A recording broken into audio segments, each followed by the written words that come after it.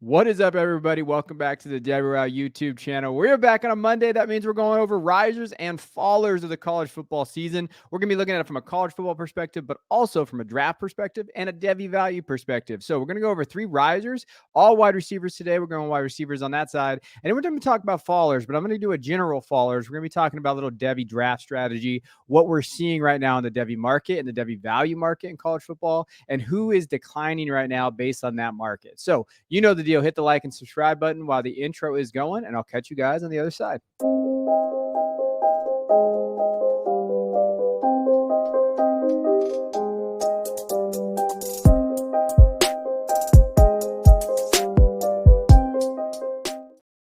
All right, so we're going to do some rises and falls. You know, we got to talk about Luther Burden. We have not talked about Luther Burden on this channel this year, so we're going to be diving into him, talking about what we've seen from him.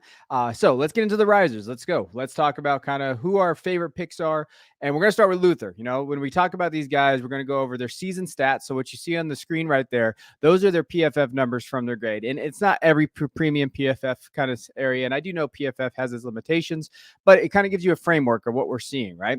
The biggest thing about him, 5'11", 208, in our Patreon, we were talking about over the summer, you know, what does he need to do, right? He already had the weighted dominator rate, and he hit that because of his touchdowns last year with the 6. But now this year, you see the production. It's already there, and it's been phenomenal this season. 43 catches through the first 5 games, 644 yards and 5 touchdowns. That's great. I mean, he's pretty much answered all the questions that we need to get answered from him. Overall, he's had at least 100 yards in every game this season, except for the first game. He had 96. He looked fantastic against Vanderbilt, 11 catches, 140 yards, and 2 touchdowns. His receiving grade is one of the best in college football at 94.1. Only 2 drops with all of those targets that he's seen over those 50 targets. And then, hey, out wide percentage, I think that's the interesting one. I did want to highlight that. You know, he's predominantly being used in the slot. So we're seeing, okay, how is he going to be used at the next level? I think that's the area that we have to know that he's probably going to get used at. I have an interesting comp, and let me guys know in the comments what you think of this. And this is just one that I thought of today. You know, everybody's going to say Debo because of his ability. He's big. They use him in the rushing attack. At least last year they did a little bit. But I think he's got a little mixture of CeeDee Lamb. I know he's not as tall. I know CeeDee's at 6'2", but I do think being used in the slot, his ability to kind of make guys miss, his separation, I see a little CD in him too. Like, I don't think it's a perfect comp, but him, CD with a little bit of Debo in there. It is an interesting kind of comp for him, but I think that's what he could be at the next level.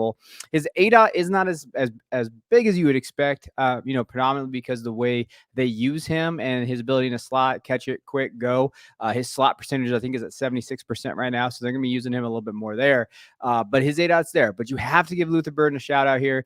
I would not fault you guys for having him as the wide receiver 1 in the 25 class. I still have Evan Stewart there, but that's just because of my rankings of where I like those guys at. I just did a big update in my rankings, though, in terms of my Dynasty and Devy. You can find on the Patreon. We do combined rankings. And, you know, he's right behind Evan Stewart at wide receiver 19 overall. Like, I have him as a top 20 asset in this format. So that's just to show you just how much he's risen throughout this season. Next guy, we're going to talk about Evan Stewart. So I couldn't mention one without the other. These guys are going to be intertwined here.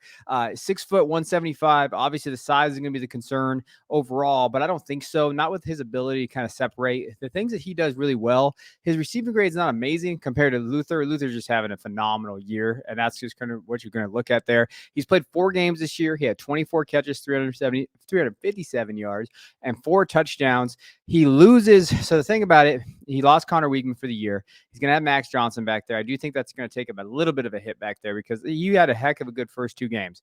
Mexico and Miami, he combined for just under 200 yards, 19 catches and 2 touchdowns. So that looked good. Last couple weeks with the injuries and all of that, you know, we've seen him have 5 catches for 100 yards, but he had 2 touchdowns in those areas. And I do think he's the deep threat. You know, when you looking at Luther Burden, he plays in a slot. You're going to get the ball, going to get targets. You look at Evan Stewart's numbers, though. Only 2 drops. His wide percentage is 76%, right? He's that outside threat, that deep threat. His ADOT's at 14.2. When you look at his ADOT last year, it was just as high.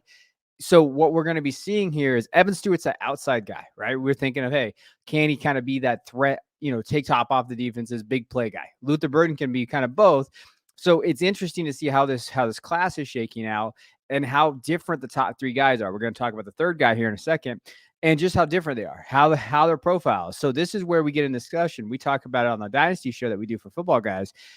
Where these guys land is going to be very important. How are they going to be used? What offensive system are they going to go into? How are they going to highlight their strengths, right? So if these guys go to a place where it highlights their strengths, you have to take that into account for the draft capital where everything's going to be. But Evan Stewart's having a great year.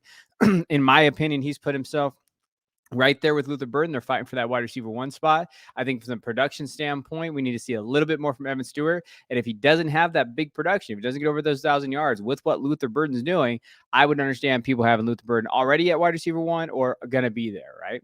Now, next guy here, we're gonna go with Tet McMillan from Arizona. The thing about Tet is they're all different here. So the thing that I was trying to get into when I was talking about this, Tet is that big 6'5", 210 kid, right? That monster out there on the outside, 77% wide, 12.3 ADOT. Sorry, I cut off a little bit right there. So when you're looking at that, I mean, those are the big play, right? He's that outside threat. They're going to throw it up to him. That's going to be their guy.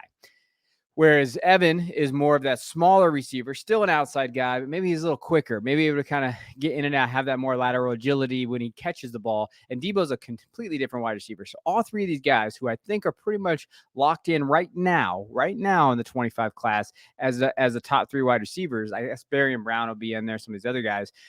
It's interesting, right? His receiving gade's at 68.8. He only has 1 drop. He has great catches. I think his eye discipline, his ability to kind of get up and go get it. He had a couple big games. Mississippi State had 161 yards and a touchdown. He had 2 touchdowns against Washington. He looked really good against Washington. I think he had an 18-yard touchdown. That was pretty good.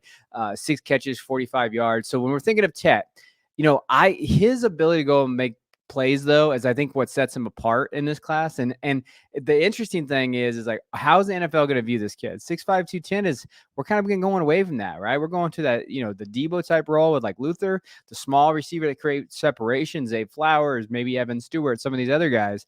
Where does Tet fit in? But right now, I would honestly say, like, hey, production-wise, he's going to probably soar past his production from last year.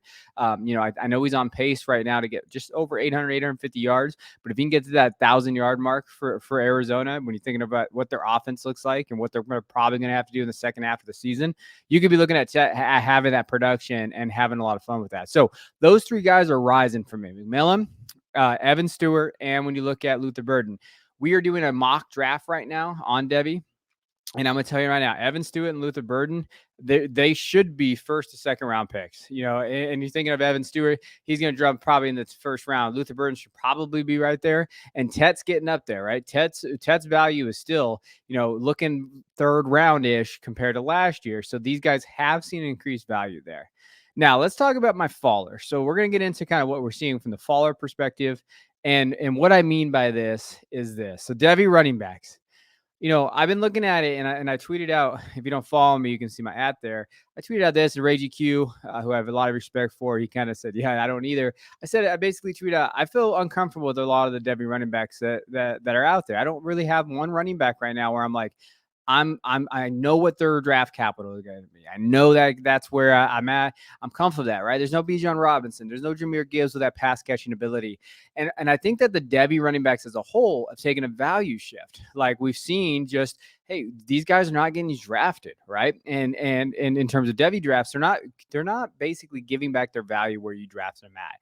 Now, as far as like, just going through the mock that we recently did, Travion and Nicholas Singleton and Raheem Sanders were the only 3 running backs taken in the first round.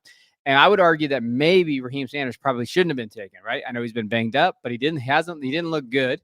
And there's question marks about his weight and all of that. So maybe we're starting to see a shift. I think what we used to see all the time in Devy was people rebuilt through their running backs, right? They would try to rebuild the NFL side, grab some Devy running backs and compete that way.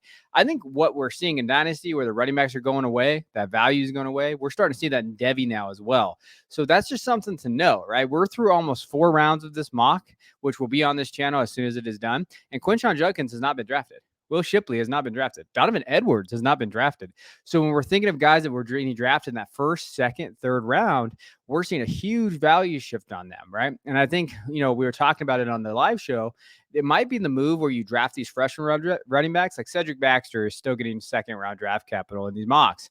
Well, this year, he was getting, now you might be able to sell him for more than what he's going to be worth after next year, right? With Jonathan Brooks looking good, all of those cases. So I think it's just something to know. I think there's a weird trend going on right now with Devy running backs that I think is here to stay, is that you no longer are going to be building through those Devy running backs. I think that wide receivers is going to be key. With you looking at the value that you can get late, like Carnell Tate and some of these other guys, why would you waste a premium pick in that second round on a running back that you don't necessarily know what the draft category is going to be? Remember, Sean Tucker used to be a first-round pick. Zach Evans used to be a first-round pick. Tank Bigsby used to be a first-round pick.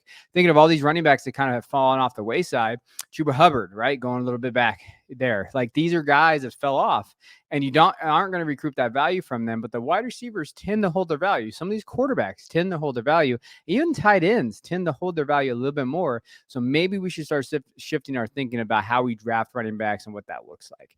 So appreciate you guys tuning in. Let me know in the comments what you think about that. Do you feel like running backs are getting, devalued a little bit? Do you agree? Do you think maybe we should shift our focus and our strategy a little bit? How do we attack the Devy drafts now? Should we just go heavy wide receiver because that's how Dynasty is going? Or is this one of those things where everybody's going one way, you're going to kind of pivot and go back to running backs, and you can find some values late? So appreciate you guys. Hit that like and subscribe button. We'll be back in the next video. You'll be looking at a Devy mock at some point when we get this finished. Until then, appreciate you guys. I'll check you guys next time.